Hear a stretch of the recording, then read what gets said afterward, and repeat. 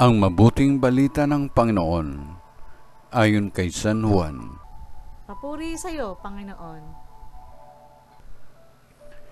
Noong panahong iyon, sinabi ni Jesus sa kanyang mga alagad, "Kung paanong iniibig ako ng Ama, gayon din naman, iniibig ko kayo. Manatili kayo sa aking pag-ibig. Kung tinutupad ninyo ang aking mga utos, mananatili kayo sa aking pag-ibig.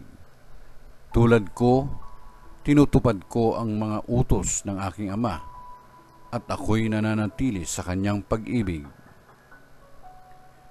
Sinasabi ko sa inyo ang mga bagay na ito upang makahati kayo sa kagalakan ko at malubos ang inyong kagalakan." Ang mabuting balita ng Panginoon. Pinupuri ka namin, Panginoong Jesucristo.